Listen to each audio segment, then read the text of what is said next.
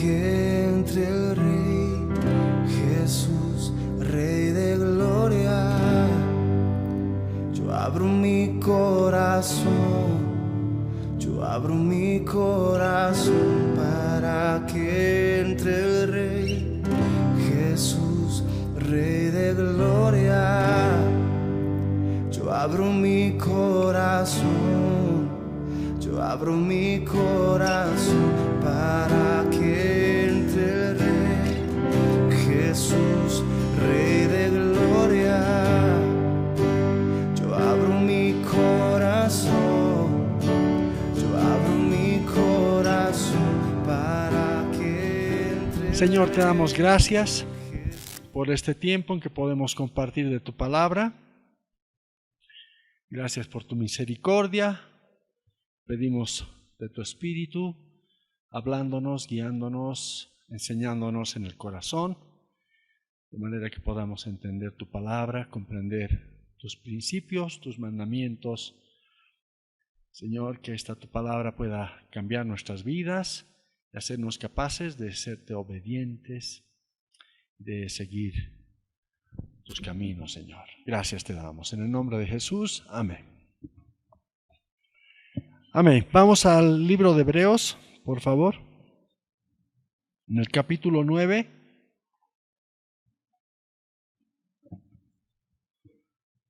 Dice así. En el verso 1. Ahora bien, aún el primer pacto tenía ordenanzas de culto y un santuario terrenal. Porque el tabernáculo estaba dispuesto así. En la primera parte, llamada el lugar santo, estaban el candelabro, la mesa y los panes de la proposición. Tras el segundo velo estaba la parte del tabernáculo llamada el lugar santísimo, el cual tenía un incensario de oro y el arca del pacto cubierta de oro por todas partes, en la que estaba una urna de oro que contenía el maná, la vara de Aarón que reverdeció y las tablas del pacto, y sobre ella los querubines de gloria que cubrían el propiciatorio, de las cuales cosas no se puede ahora hablar en detalle. Amén. Hemos venido compartiendo varios aspectos de estos versículos que hemos leído, y en esta noche, en el tiempo que nos queda, voy a compartir un poco sobre el altar del incienso. Acá no está mencionado el altar del incienso, pero en Hebreos 9:4 se habla del incensario de oro. El incensario de oro, ¿no es cierto? Y antes de comenzar a compartir esto, si ustedes se fijan, este incensario de oro está mencionado en el lugar santísimo, pero realmente el altar del incienso se encuentra en el lugar santo, en la primera parte, junto al candelabro, la mesa y los panes de la proposición. La razón por la que en el libro de Hebreos está mencionado así es porque el libro de Hebreos se desarrolla en base a lo que ocurría en el día de la expiación. Y en el día de la expiación, evidentemente el sumo sacerdote tomaba del altar del incienso carbones ardiendo y los ponía en un incensario, tomaba incienso y entraba al lugar santísimo. Y eso es lo que está aquí registrado. Pero en principio, el altar del incienso está en el lugar santo. ¿Se entiende? ¿Sí? Amén. Bien. Entonces vamos a hablar del altar del incienso. Y con todo lo que hemos aclarado, vamos a posteriormente ampliar este concepto. Entonces, para hablar del altar del incienso, quisiera que fuéramos a Éxodo capítulo 30, verso 1. Éxodo capítulo 30, verso 1. Dice así: Harás asimismo un altar para quemar el incienso, De madera de acacia lo harás. Su longitud será de 1 codo y su anchura de 1 codo. Será cuadrado y su altura de 2 codos. Y sus cuernos serán parte del mismo. Y lo cubrirás de oro puro, su cubierta, sus paredes en derredor y sus cuernos. Y le harás en derredor una cornisa de oro. Le harás también 2 anillos de oro debajo de su cornisa, a sus 2 esquinas, a ambos lados suyos, para meter las varas con que será llevado. Harás las varas de madera de acacia y las cubrirás de oro. Y lo pondrás delante del velo que está junto al arca del testimonio, delante del propiciatorio que está sobre el testimonio. Repito, y lo pondrás delante del velo, esto es el lugar santísimo, que está junto al arca del testimonio, delante del propiciatorio que está sobre el testimonio, donde me encontraré contigo. Y Aarón quemará incienso aromático sobre él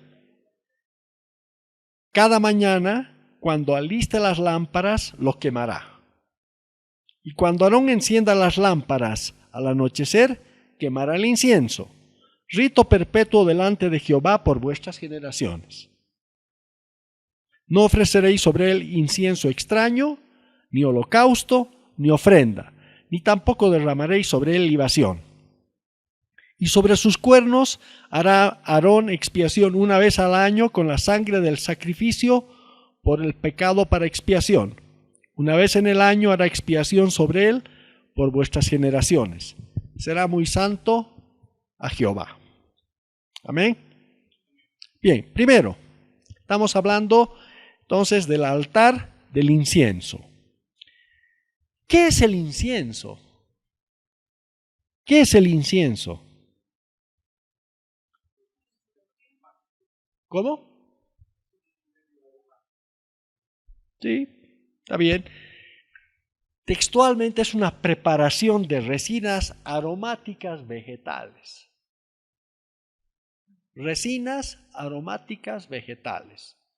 Algunas de esas resinas se obtienen, por ejemplo, haciendo una incisión en el tronco de un árbol y dejando que salga la savia del árbol, la cual en contacto con el aire obviamente se cristaliza, ¿no? Y entonces tú coges esos cristales y eso es la base para el incienso, por ejemplo. Una de las maneras, ¿no es cierto? Entonces es una preparación de resinas aromáticas vegetales.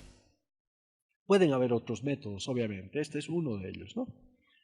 Ya, entonces a estas resinas a menudo se añaden aceites esenciales de origen animal o vegetal, de forma que al arder desprenda un humo fragante, ¿no es cierto? Y se puede usar con fines religiosos, en general hablamos, terapéuticos o estéticos, ¿no es cierto? Estéticos. Ahora fíjense lo que dice en el libro de Éxodo capítulo 30, versos 30 al 38, 34 al 38, hablando de este incienso. Dice, dijo además Jehová a Moisés, toma especias aromáticas, estacte y uña aromática, y gálbano aromático e incienso puro, de todo en igual peso, y harás de ello el incienso, un perfume según el arte del perfumador, bien mezclado, puro y santo, y molerás parte de él en polvo fino, y lo pondrás delante del testimonio en el tabernáculo de reunión, donde yo me mostraré a ti, os será cosa santísima. Como este incienso que harás, no os haréis otro según su composición, le será cosa sagrada para Jehová.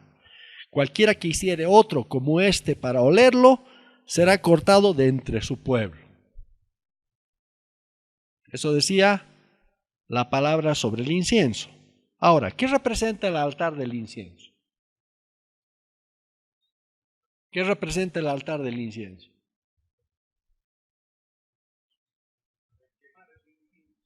Ya, pero ¿qué representa? ¿Qué figura es? ¿Cómo? ¿Las oraciones de quién? Ya, está bien eso. Así es. Las oraciones de los santos. Acá, en el Salmo 141:2, escuchen a ver esto.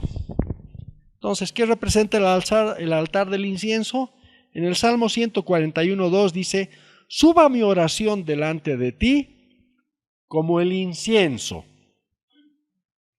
el don de mis manos como la ofrenda de la tarde.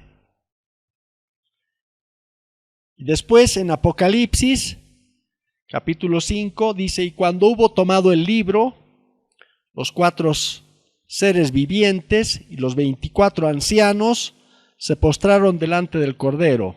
Todos tenían arpas y copas de oro llenas de incienso, que son las oraciones de los santos.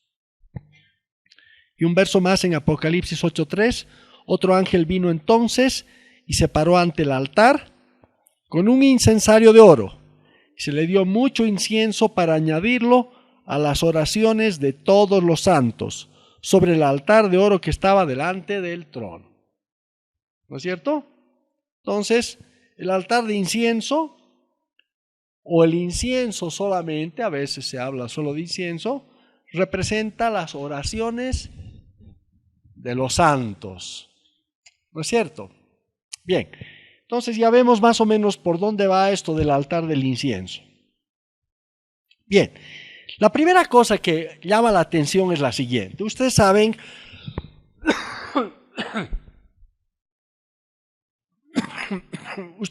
que en el libro de Éxodo, a partir del capítulo 25 en adelante, se describe el tabernáculo de reunión. Entre los capítulos 25 y 30 se describe el tabernáculo de reunión. ¿No es cierto? Y se comienza describiendo el lugar santísimo, describe el arca del testimonio o el arca del pacto, y pues empieza a describir el candelabro, la mesa, los panes de la proposición. Uno pensaría que inmediatamente entonces va a describirse el altar del incienso, pero no lo hace. Ustedes vean en sus Biblias. Empieza a describir las cortinas, describe el velo, describe las vestiduras de los sacerdotes, describe el aceite de la santa unción, describe el incienso, describe el atrio, el altar de bronce, describe todo eso y recién describe o se pasa a detallar el altar del incienso. ¿No es cierto? Ahora bien, ustedes saben que en la Biblia las cosas no están ahí por casualidad, ¿no? En el mismo libro de Hebreos, en el capítulo 9, que hemos leído varias veces, ¿no es cierto? Por lo menos esta parte, se dice que en el lugar santísimo entraba solamente el sumo sacerdote una vez al año, dice, ¿no? Pero dice ahí una cosa muy interesante. Dice, dando a entender el Espíritu Santo con esto. ¿Están entendiendo, no?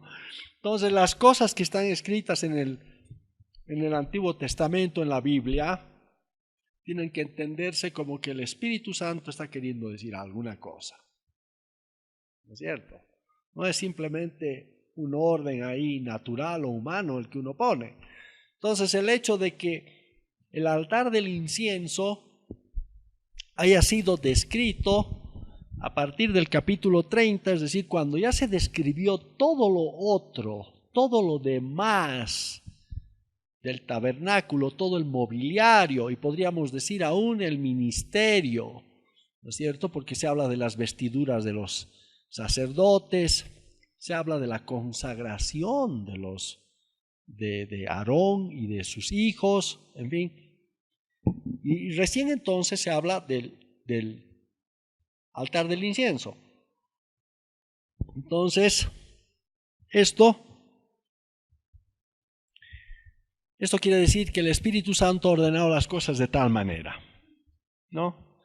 Para que quede manifiesto lo siguiente. que todo en el tabernáculo, todos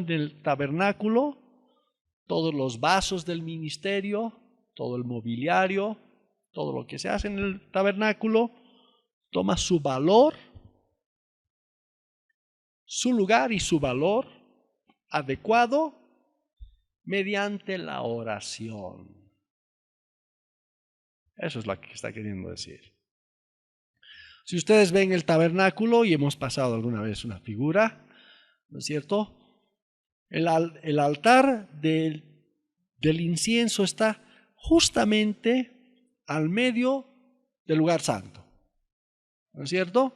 En una posición entre el candelabro y la mesa con los panes de la proposición, por una parte, en el lugar santo.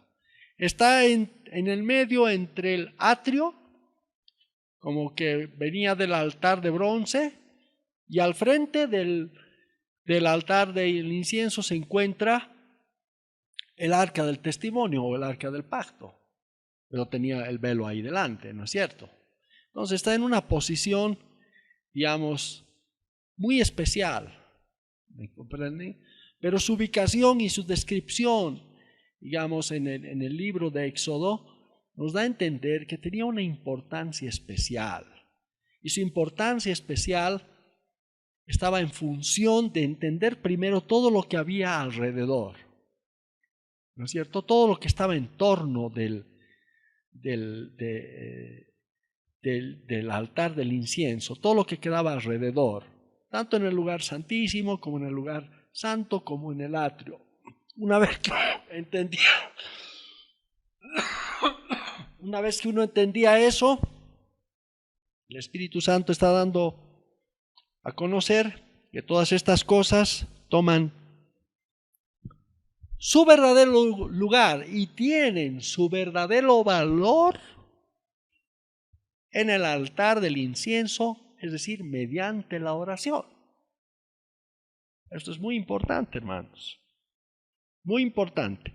En Filipenses 4:6, que ustedes pueden leer, la traducción en español no es tan precisa, pero en el inglés dice una cosa muy interesante. Voy a parafrasear. Dice: no estén ansiosos por nada, sino que en todo mediante la oración. En todo, dice, mediante la oración y súplica con acciones de gracia sean conocidos sus pedidos delante del Señor. Y la parte que me llama la atención es en todo mediante la oración, en todo. En otras palabras, todo lo que significa el tabernáculo, todo el ministerio en el tabernáculo, toda la función de cada uno de estos muebles que había, este mobiliario, todo el significado de este mobiliario, de todas estas figuras que hemos venido compartiendo a través de este tiempo, todo el valor espiritual, el significado espiritual, el efecto espiritual que esto puede llegar a tener en la vida de un cristiano, está basado en la oración, hermanos. ¿Me están entendiendo? Esto es muy importante, porque a veces hablamos de las cosas espirituales como si sucedieran así, pues de repente, ¿me comprenden, no? Pero la verdad de las cosas es que para entender, por ejemplo, qué significa, por decir algo, el altar de bronce, la cruz, la sangre de Cristo, el candelabro, la luz de la revelación que trae el candelabro, la mesa con los panes. Cristo es el alimento de nuestra alma, ¿no es cierto? Todas estas cosas, hermanos, llegan a ser una realidad espiritual, una verdad espiritual en la vida de los creyentes, pero los creyentes que verdaderamente le buscan en oración. La oración es como el instrumento, el medio que hace que estas cosas se tornen una realidad en la vida espiritual del creyente. ¿Me están entendiendo? ¿No? Tiene que haber una búsqueda de parte del creyente y tiene que haber una ferviente oración. Y mucho más cuando hablamos del lugar santísimo, por decir, ¿no? En el lugar santísimo estaba el arca del pacto, el arca del testimonio, estaba el propiciatorio donde se derramaba la sangre una vez al año, ¿no es cierto?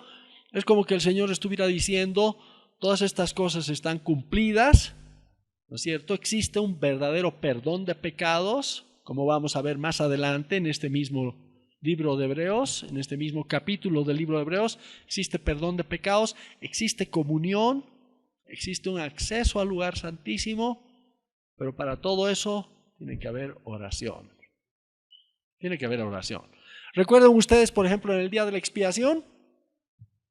El sumo sacerdote, en este caso Aarón, como está tipificado acá, tenía que entrar al lugar santísimo con un incensario de oro, ¿no es cierto? Con carbones ardiendo, dice, que tomaba del altar del incienso, que a su vez había recibido esos carbones ardiendo del altar de bronce. ¿Me están entendiendo? El altar de bronce era el altar donde se realizaban los sacrificios, los holocaustos, las ofrendas. Entonces tenían que traer carbones ardiendo de ese altar que no se apagaba, estaba continuamente ardiendo día y noche, ¿no es cierto? Y traían esas brasas ardiendo, las ponían en el altar del incienso. Ahí, como hemos leído, el sacerdote venía en la mañana y en la noche, derramaba incienso, ¿no es cierto? Pero en el día de la expiación tomaba de las brasas, de los carbones que habían en el altar del incienso, ponía en el incensario y entonces entraba al lugar santísimo detrás del velo y echaba el incienso sobre el incensario. Y dice que una nube de aroma fragante se levantaba delante del arca del testimonio. ¿Para qué? Para que el sacerdote no muera, dice. Todo en oración, hermano. ¿Me están entendiendo? El valor que el Señor le da a la oración, ¿me comprende, no? Es como que tenía que haber algo de fuego ahí, ¿me entienden? Ardiendo. Y pues, y esa oración llegaba al Señor como olor fragante. Y entonces el ingreso del sacerdote era acepto. ¿Me están comprendiendo? ¿No? Entonces, hermanos, si nosotros nos hemos de acercar al Señor Jesucristo, ¿me entienden? Y si hemos de hacer cualquier cosa, tiene que ser en oración. Y si hemos de llegar a conocer las virtudes de cada una de las cosas que están en el tabernáculo, el valor espiritual que éstas tienen, el efecto espiritual de estos vasos del ministerio en nuestra vida, tiene que ser mediante la oración, mediante una búsqueda sincera delante de Dios. Estas cosas no suceden por casualidad. ¿Me entienden? ¿Me están comprendiendo, hermanos? ¿No? Si ha de haber una comunión profunda con el Señor, en otras palabras, tiene que desarrollarse la oración en nosotros. Tiene que desarrollarse la oración, ¿no? Realmente este altar del incienso ha puesto en palabras algo que yo he percibido en mi vida personal. ¿No es cierto? Por decir, yo puedo conocer mucho de la doctrina de la cruz como cristiano. Puedo conocer, ¿no es cierto? Pero la verdadera cruz la he conocido en la oración. La verdadera cruz la he conocido en la oración. Cuando he venido delante del Señor y me he presentado delante del Señor y he empezado a luchar ahí delante del Señor y a reclamar, la doctrina dice esto, pero yo veo esta otra cosa en mí. por ejemplo. ¿Están comprendiendo? De igual manera, en cuanto a la luz del Señor, hablamos de revelación, hablamos de conocimiento espiritual, hablamos de tantas cosas, pero la realidad de las cosas es que cuando vamos al Señor y nos ponemos en oración, ahí nos enfrentamos ante nuestra realidad. Y ahí vemos lo que somos en verdad, versus lo que dice el Señor en su palabra. Y por tanto, empezamos a interactuar con el Señor para que su palabra, su verdad sea hecha en nosotros y no tengamos en nosotros mismos una experiencia totalmente distinta a lo que dice su palabra, ¿no? Por eso es que el Señor dice, pues, y conoceréis la verdad, y la verdad os hará libres. Si fuera automática la cosa, entonces los cristianos aquí todos estarían pues perfectos ya, ¿no es cierto? Y sabemos que eso no es así. Tiene que haber una búsqueda, hermanos. Tiene que haber una oración. Amén. Me van a tolerar unos minutitos para no dejar la cosa ahí con sabor a poco. ¿Ya? Amén. Entonces, como decimos, la oración, en virtud de la sangre del Señor Jesús, entró hasta el lugar santísimo. ¿No es cierto? A través del sumo sacerdote con el incensario. Entró hasta el lugar santísimo y por tanto fue capaz de tocar las cosas más profundas del tabernáculo. Es capaz esta oración de tocar todas las cosas asociadas entre sí. Cuando hablamos de las cosas más profundas del tabernáculo, estamos hablando del espíritu del hombre. Y estamos hablando también del alma del hombre y de todo aquello que está alrededor, como hemos dicho, que está íntimamente relacionado entre sí. ¿No es verdad? Entonces, como les decía, todo este ministerio es activado mediante la oración. Hay una profunda, una gran provisión divina de todas estas cosas necesarias para el hombre, pero que no pueden ser conocidas independientemente de la oración. ¿Me están entendiendo? No pueden.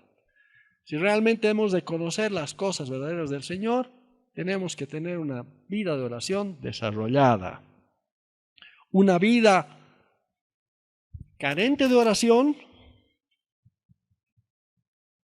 es una vida que, a pesar de toda la maravillosa provisión de Dios en Cristo Jesús, todo esto llega a tener muy poco valor. Muy poco valor. ¿No es cierto? Si realmente la oración escasea, pues no se puede entrar a esta presencia gloriosa del Señor y de las cosas que Él ha preparado para nosotros. ¿No es cierto? Sea comunión con el Señor,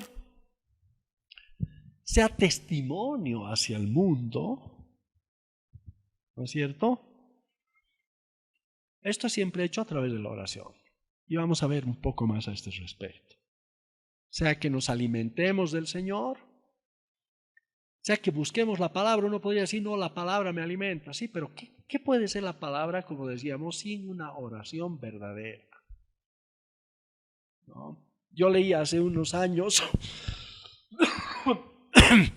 una parte de un libro de una hermana que se llamaba Jean Guyon, una mujer muy bendecida,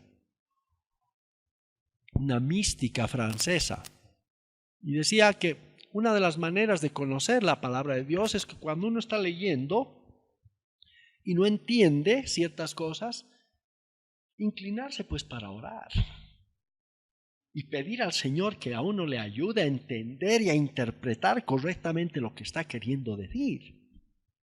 Porque nadie se va a imaginar las cosas. Las cosas son inspiradas, reveladas por el Espíritu Santo. No es que uno por su deducción va a sacar conclusiones y va a entender. No, tiene que ser enseñado por el Espíritu Santo. Así que la misma palabra está sujeta a todo esto de la oración, de la gracia que el Señor es capaz de prodigarnos entonces. Amén. Bien, ahora vamos a tocar un par de puntitos para que puedan irse masticando algo mejor. Amén. Hace unas semanas hemos compartido sobre el candelabro de oro, ¿no es cierto? Candelabro del tabernáculo, que representa la luz de la revelación de la gloria de Dios, ¿no es cierto?, del Señor, la luz de la vida del Señor impartida a nuestra mente. Eso es. Suena muy difícil, pero eso es lo que hemos visto que significa, ¿no es cierto? También hemos dicho, eso es un significado. El segundo significado es que hemos dicho que el candelabro representa el testimonio del Señor en nuestras vidas y a través de nuestras vidas. El testimonio del Señor en nuestras vidas y a través de nuestras vidas. Y testimonio está siempre relacionado con la vida nueva que el Señor nos ha impartido. Entonces el candelabro representa la luz espiritual del Señor alumbrando nuestras mentes y también significa el testimonio nuestro que proyectamos a los demás. ¿Por qué digo esto? Fíjense ustedes, el Señor dice, ustedes saben, el candelabro de oro, el candelabro emitía una luz, ¿no es cierto? El Señor dice, vosotros sois la luz del mundo. Una ciudad asentada sobre un monte no se puede esconder. Ni se enciende una luz y se pone debajo de un almud, sino sobre el candelero. Y alumbra a todos los que están en casa. Así alumbre vuestra luz delante de los hombres, para que vean vuestras buenas obras y glorifiquen a vuestro Padre que está en los cielos. Por tanto, esta luz es la luz del candelero, del candelabro, que está en la iglesia, ¿no es cierto? Está en medio nuestro, donde el Señor se pasea y significa el testimonio que nosotros damos al mundo sobre lo que Dios ha hecho en nuestras vidas. ¿No es verdad? ¿Está claro? Hay cosas que no son tan fáciles de digerir a la primera vez. Yo les recomiendo que vayan a sus casas y lean bien el libro de Éxodo y lo mastiquen. ¿Me entienden, no? Y si es posible, escuchen otra vez estas enseñanzas o alguna otra enseñanza semejante. Tiene que ser así. Porque esto en un minuto, en una sola vez, es difícil a veces que quede, que se grabe en el corazón. ¿Me están entendiendo? En nuestra mente. Entonces, es necesario revisar, escudriñar. ¿Por qué dice esto? ¿Por qué aquello? Pero eso es lo que significa, ¿no es cierto? Ahora, yo les pregunto lo siguiente. Fíjense, dice antes en Éxodo 37 al 8, hablando del altar del incienso con relación al testimonio, hemos leído lo siguiente. Y Aarón quemará incienso aromático sobre él, dice, sobre el altar del incienso, ¿no es cierto? Cada mañana, cuando aliste las lámparas, lo quemará. Y cuando Aarón encienda las lámparas al anochecer, quemará el incienso. Rito perpetuo delante de Jehová por vuestras generaciones. Eso es lo que dice Éxodo 37 al 8. Dice que cada mañana cuando aliste las lámparas, Aarón quemará incienso. ¿Qué significaba alistar las lámparas? ¿Qué significaba alistar las lámparas? Bueno, está hablando obviamente, ¿cómo? Era la mañana. Quiere decir que cada mañana entraba Aarón hasta el lugar santo y alistaba las lámparas. Bueno, quiere decir que se dirigía al candelabro, que tenía 7 lamparitas, pero era de mañana y estas lamparitas estaban ardiendo todavía, porque ardían toda la noche. Entonces en realidad las apagaba. Las encendía en la tarde, pero las apagaba en la mañana, ¿no es cierto? Aparte de eso, aparte de apagar las lámparas, había un instrumento que se menciona varias veces en el Antiguo Testamento, que se llamaban despabiladeras. En Éxodo 37:23, por ejemplo, dice, hizo asimismo sus 7 lamparillas, sus despabiladeras y sus platillos de oro puro. ¿Qué eran las despabiladeras?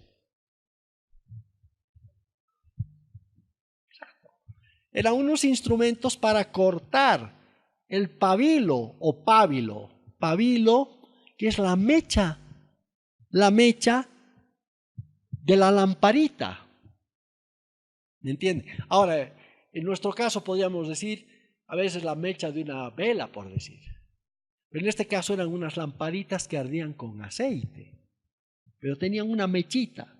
Ese es el pabilo. Entonces, en la mañana, Aarón venía y pues alistaba las lámparas, las apagaba, ¿no es cierto?, con un instrumento, apagaba las lamparitas y entonces sacaba otro instrumento y cortaba, digamos, el pabilo que había estado quemado, ¿no es cierto?, o que estaba humeando, escuchen bien, o que estaba humeando y que por tanto proyectaba algo molesto en el ambiente, ¿no es cierto? Porque cuando, digamos, una lamparita o una vela está humeando, pues tú no quieres estar en ese momento, en ese lugar, ¿no es verdad? Entonces tú agarras y cortas ese pabilo, esa mecha, y la echas fuera para que sea un ambiente limpio, agradable, ¿no es cierto? Ahora eso está hablando muy claramente de nuestra vida personal, ¿no es cierto? Aarón viene en las mañanas, ¿no es cierto?, y corta pues ese pabilo que está generando un humo, una humareda, un olor molesto, parecido al de nuestra carne, pues, hermanos. ¿Me están entendiendo? Entonces, ¿qué quiere decir, hermanos? Quiere decir que en la oración nosotros tenemos que presentarnos delante del Señor y de mañana, ¿no es cierto?, para que el Señor con su despabiladera pues corte en nosotros todo aquello que en lugar de traer la luz del Señor, ¿me entiende?, trae un humo desagradable pues ahí, ¿no es cierto?, que confunde, ¿no es cierto?, que enrarece el ambiente, ¿me entienden?, que es pues más bien algo de nuestra naturaleza humana, de nuestra naturaleza carnal y no del Señor, y por tanto tiene que cortar aquello. ¿Me están comprendiendo? Pero todo aquello se hace, ¿no? Dice que en la mañana entraba Aarón y alistaba las lámparas y entonces derramaba el incienso sobre el altar del incienso. ¿Qué quiere decir? Que eso se hace en oración, hermanos. Entonces, cuando tú te levantas, hermano, en la mañana, tienes que presentarte delante del Señor, pues justamente con tu despabiladera, pues, ¿no es cierto?, para cortar todo aquello que en tu naturaleza, ¿me entiendes?, en vez de traer la luz del Señor, del testimonio del Señor, de lo que el Señor está haciendo en tu vida, ¿me comprendes?, para que cortes todo aquello que se opone a ese testimonio, ¿no? Y que si hubiera alguno ahí fuera, pues en vez de recibir alguna luz del Señor, alguna revelación del Señor, de la vida del Señor en tu vida, ¿no es cierto? En vez de recibir eso, vas a recibir un humo desagradable, ¿me comprendes? Que pues va a enrarecer el ambiente. Y entonces dice que cuando hacía ese corte, cuando alistaba esas lamparillas, entonces recién, dice, derramaba el incienso sobre el altar. En otras palabras, esa operación de la cruz, hermanos, se hace pues en la oración. Tú vienes delante del Señor y te presentas delante del Señor, ¿no es cierto? Y le dices, Señor, ¿sabes qué? Quiero que cortes toda esta naturaleza carnal que hay en mí. No quisiera salir hoy día y en lugar de proyectar una luz de la vida del Señor, quisiera, en vez de eso, proyectara una tiniebla desagradable a los hombres. Sea con mis palabras, o sea con mis actitudes, o sea por mi forma de ser, ¿no es cierto? Porque yo les digo, hermanos, que nosotros tenemos el Espíritu Santo, ¿no es verdad? Tenemos el Espíritu Santo, pero también la carne está presente en nuestras vidas. ¿Me comprenden? Y si no tenemos el cuidado, realmente esta carne se va a manifestar en cualquier momento. Y en vez de dar un buen testimonio del Señor en nuestras vidas, va a dar pues un testimonio muy pobre del Señor. ¿Me comprenden? O sea, como para que nosotros revisemos en el Espíritu cada cosa que sale de nosotros. Y por tanto es tan importante, como les decía, que entendamos bien qué significa este altar del incienso. Porque todas las otras cosas que hemos hablado del tabernáculo, el altar de bronce, la cruz, pues la luz del Señor, que el alimento espiritual, todo aquello, todo toma forma, como decíamos, en base a la oración. Y esta cruz no la vamos a conocer nosotros, a no ser que vayamos delante de la presencia del Señor temprano en la mañana, pues con unas tijeras bien filas, y oremos al Señor para que Él con su despabiladera pues corte ese pabilo que está ahí molestando. ¿No es cierto? Y en todo esto hay la misericordia del Señor. En Isaías hay un versículo que dice, y no apagará el pabilo que humeare. En otras palabras, el Señor trata con eso, pero trata de tal forma que tú seas perfeccionado, no para acabar contigo. ¿Me entiendes? No para destruirte. ¿Me están entendiendo? Si Él encontrara que realmente tú te acercas a Él con un corazón sincero, ¿no? Confesando con toda humildad tu gran debilidad, tu gran necesidad, el Señor no va a poner el dedo así encima, sino más bien va a hacer una obra de misericordia.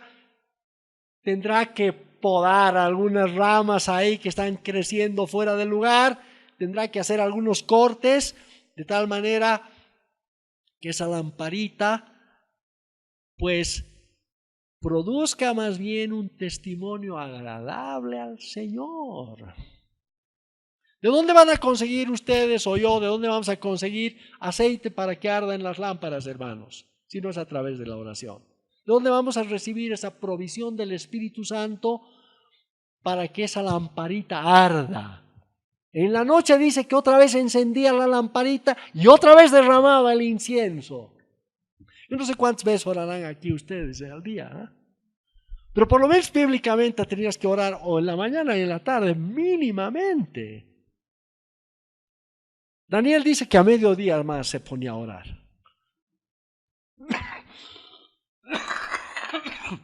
¿Me están comprendiendo, hermanos? Amén. Bueno, ahora creo que ya está mejor la cosa, ¿no? Ya hay más materia prima y creo que vamos a parar acá. ¿No es verdad? Entonces, realmente, hermanos, tiene que haber en nosotros una disposición a ir contra las tinieblas.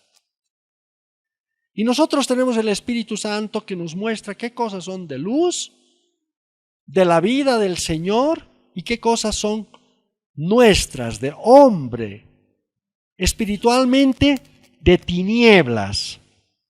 ¿No es cierto? Tiene que haber una lucha y tiene que haber un cuidado continuo en nuestras vidas, de tal manera que estas tinieblas no tomen ningún lugar en nuestro corazón, que es el santuario del Señor. ¿Me comprenden? ¿No? Esto tiene que ser resistido, uno tiene que luchar en contra de aquello, y por tanto tiene que presentarse delante del Señor en oración, para que el Señor haga su obra en nuestras vidas. No sea que la luz que en nosotros hay se haga tinieblas. ¿Se acuerdan eso que dijo el Señor, no? ¿No es verdad? Amén, hermanos. Vamos a parar ahí. Les agradezco por su tolerancia, su paciencia. Y vamos a orar al Señor y continuamos en 2 semanas este asunto. Señor, te damos gracias por tu palabra. Gracias por la luz de tu Espíritu, que es capaz de traer todas estas figuras, todas estas palabras escritas en el Antiguo Testamento y darles un verdadero significado espiritual en nuestras vidas, conforme a Cristo. Oramos, Señor. Oramos que estas cosas que hemos compartido permanezcan en nuestros corazones, que meditemos en ellas. Señor, que tú hagas ver en nuestras vidas la importancia de que todo se eche en oración. Señor, de que verdaderamente todas las cosas del tabernáculo, de tu obra a nuestro favor, toma su verdadera dimensión, su valor, su eficacia espiritual mediante la oración. Señor, que conozcamos más de tu despabiladera, Señor. Esa tu cruz que es capaz de guardarnos de nosotros mismos, de toda la tiniebla que rodea nuestra naturaleza humana, esta naturaleza caída. Señor, danos gracia para entender, danos de tu Espíritu para comprender, danos el poder para que esta tu palabra sea hecha verdad en nuestras vidas. Te bendecimos en el nombre del Señor Jesús. Amén. Para que entre el Rey Jesús, Rey de gloria, yo abro mi corazón, yo abro mi corazón para que entre el Rey Jesús, Rey de gloria. Yo abro mi corazón, yo abro mi corazón para